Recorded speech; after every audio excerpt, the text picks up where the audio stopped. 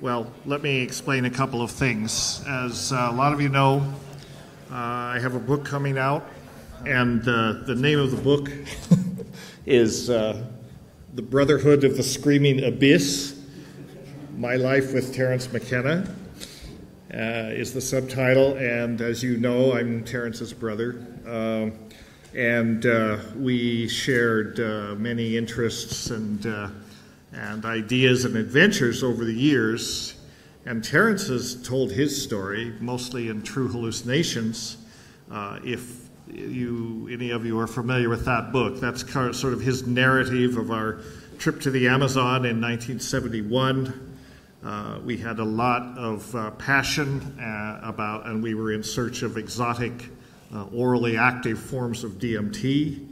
And we stumbled on a paper by R.E. Schultes about Verola as an orally active form of DMT, which I talked about this morning, the ukuhe. We thought that must have been the Holy Grail, and so that's what focused us and determined that we would go to La Chirera. Well, when we got to La Chirera, the objective to find ukuhe sort of got shoved aside when we found that La Chirera was in the middle of about 300 acres of pastures in which they had cebu cattle, and there were huge, big clusters of psilocybin Psilocybe cubensis mushrooms growing out of every cow pie.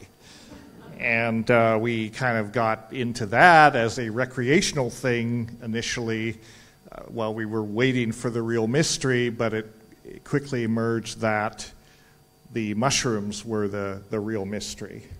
And we got into some very, very, very peculiar cognitive places, which I'm not going to talk about today, actually, because it's too complicated. I was going to talk about what is known in, I guess, the annals of psychedelic literature, the community as the experiment at La Chirera. And it's discussed in the book. By the way, I should mention, why did I call it The Brotherhood of the Screaming Abyss? Well, it was kind of a tongue-in-cheek thing at the time. I mean, both Terence and I were both Irish, obviously, in the same family, and we had kind of a sense of humor about what we were doing. We took ourselves very seriously when we went down there, but at the same time, not so seriously. We grew up with science fiction, and we were fans of H.P. Lovecraft. If you know H.P. Lovecraft, the horror writer from the 20s, and he was always talking about, the gibbering horror from beyond the stars, the screaming abysses of unimaginable, all this stuff. So we were kind of steeped in that, in a sense. So when we went down to the Amazon, we said, we're the Brotherhood of the Screaming Abyss. And I chose that for the title of the book. Well, we had no idea, right, how much of an abyss we would plumb. But the sections in my book that talk about this are kind of long, and you kind of have to lay the groundwork of what we were doing. You have to kind of explain what was going on, and that takes a long time. And then I was going to unpack it. So I decided not to talk about that because our time is limited today. What I am going to talk about is flash forward from 1971 to 1991. And at that time, the Screaming Abyss was well behind us. And I was working as a research pharmacologist at a startup company in California called, appropriately enough, Shaman Pharmaceuticals. And it was a drug discovery company, not ethnobotany-driven drug discovery company, not interested in psychoactives per se, but interested in plumbing the sort of the biodiversity of the rainforest to find new medicines for various applications. And so I was working there, and I had published my thesis work on ayahuasca at that time, and so I had some credibility in the field. And so I received out of the blue at this time an invitation from the UDV, which is the Brazilian church, one of the syncretic churches that uses ayahuasca ceremonially. And they invited me to a conference they were holding in Sao Paulo that summer. they wanted me to present, and they invited a number of other people involved in the ayahuasca field at that time, and they asked us to come and present our research. So I was there. I was probably the only ethnopharmacologist, but I was there with a number of physicians and ethnobotanists and anthropologists and people from various disciplines, and we all gave talks, right? Turned out that what was really going on with their organizing of this conference was they had an agenda with the Brazilian drug regulatory authorities, the organization called CONFEN, to get approval for their use of ayahuasca in a religious context. And there was consideration in the government at that time to prohibit this. They wanted to bring a bunch of people from outside, so-called experts, and have a big conference and impress the regulatory authorities. And to say, well, this isn't really a drug of abuse, this is not a problem. So they held this conference. So it had as much of a sort of political subtext as it did a scientific subtext. So I went down, and we had a very stimulating 2 or 3 days, like this days, many PowerPoint presentations and talks and a lot of discussions in the corridors and that sort of thing at one of the UDV temples outside Sao Paulo. And there were, maybe a couple of hundred people that attended this, mostly members of the UDV. And then at the end of the conference, as the sort of final climax of the conference, they had organized a group session of ayahuasca for everyone, the visitors, the dignitaries. It was very strange to think of myself as a dignitary, but I guess I was, along with the others, and many of the local members of the UDV church. So we, at the end of the conference, we all gathered in this temple to take ayahuasca. And there was about 500 people in this session. And when we took it, we foreigners were all down front. I don't know if you've been to Brazil or seen how it's organized, but these temples are circular, and they have tiers. They have tiers of steps on the inside, and there are chairs arrayed in in a circle around the central table where the mestres are, the mestres who are administering the ayahuasca. So we were down toward the front, kind of.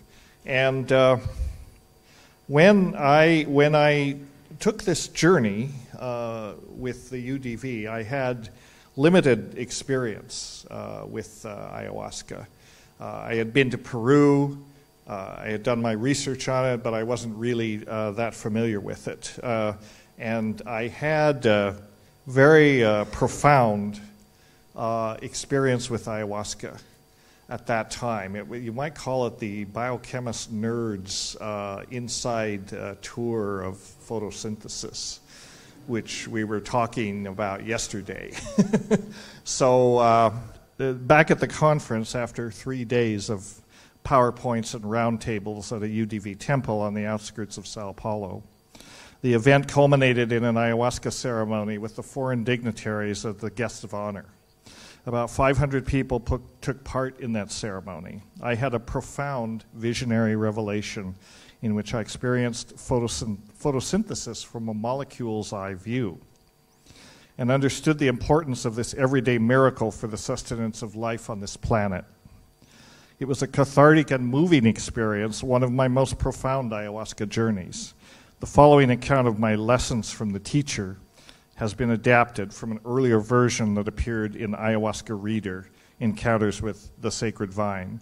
And in light of our discussions yesterday about photosynthesis and its importance and some of the beautiful testimony that people gave this morning, I thought this was maybe an appropriate thing to talk about. Okay, so on the night in question, the weather was humid and balmy. In the gathering dusk, we all walked the short distance from the dormitories where we had been staying to the temple, nestled in a small valley about a quarter mile away. In the center of the amphitheater-like space, a long table was arranged, with chairs arrayed around and a picture of Mr. Gabriel, the UDV founder and prophet, hung beneath an arch-shaped structure decorated with the sun, moon, and stars at one end. Several gallons of Huasca tea, a brownish liquid the color of cafe latte, was in a plastic juice dispenser placed on the table beneath the picture of Mestre Gabriel. Beside it was a stack of paper picnic cups. A special set of chairs had been reserved for the visiting dignitaries along one of the terrace-like elevations close to the center of the amphitheater. We threaded our way among the members already seated, and took our places in the reserved spot. After everyone had gotten settled, the mestre in charge rose to start dispensing the brew, helped by a couple of acolytes. The members formed an orderly line, and one by one we filed down to stand before the mestre and be handed a paper cup containing our allotted draught. The size of the servings varied from person to person and seemed to be measured according to body weight and the mestre's assessing gaze. One got the feeling that he was taking the measure of the soul and spirit of the supplicant standing before him. Each person took their cup and returned to stand in front of their chair. Once everyone had been served, the mestre gave a signal, and all raised the cups to their lips and drained the bitter, foul-tasting beverage in 2 or 3 gulps. One of the Brazilian scientists standing beside me slipped me a small piece of ginger to chew to kill the aftertaste. I was grateful for the kind gesture.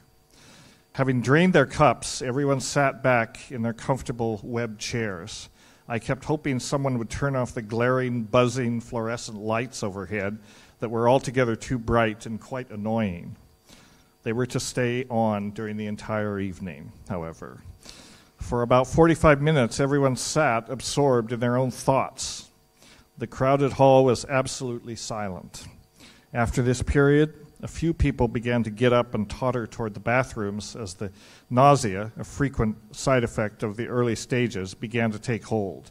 About the same time, the mestre began singing a beautiful song called the chamada, and though I could not understand the Portuguese words, the melody was quite moving. The sound of the heartfelt chamada mingling with the retching, gasping noises of people throwing up violently in the background made me smile at the incongruity, but no one else seemed to notice. My own experience was not developing as I'd hoped. My stomach was queasy, but not enough to send me to the bathroom, and I felt restless and uncomfortable. I felt very little effect except for some brief flashes of hypnagogia behind my closed eyes. I was disappointed. I had been hoping for more than a sub-threshold experience. When the mestre signaled that he was ready to give a second glass to anyone who wanted it, I was among the group of about a dozen gringos that queued up in front of his table. Apparently, I was not the only one who was having a difficult time connecting to the spirit of the tea. I took my second drink and settled back into my chair. It tasted as, if possible, even worse than the first one had. Within a few minutes, it became clear that this time it was going to work. I began to feel the force of the Huasca course through my body, a feeling of energy passing from the base of my spine to the top of my head. It was like being borne upwards in a high-speed elevator. I welcomed the sensation as confirmation that the train was pulling out of the station. The energized feeling and the sensation of rapid acceleration continued. It was much like mushrooms, but seemed to be much stronger. I had the sense that this was one elevator it would be hard to exit before reaching the top floor, wherever that might be. Random snippets of topics we had been discussing at the seminars in the previous days began to float into my consciousness. I remembered one seminar that had addressed the UDV's concept that the power of Huasca tea is a combination of force and light. The force was supplied by the MAO-inhibiting Banisteriopsis vine, known as mariri in the local vernacular, while the light, the visionary hypnagogic component, was derived from chacuna, the DMT-containing Psychotria admixture plant. I thought to myself, what an apt characterization this was. Huasca was definitely a combination of force and light, and at that moment I was well within the grip of the force and hoped that I was about to break into the light. At that instant I had that thought, I heard a voice seeming to come from behind my left shoulder. It said something like, "You want to see force? I'll show you force."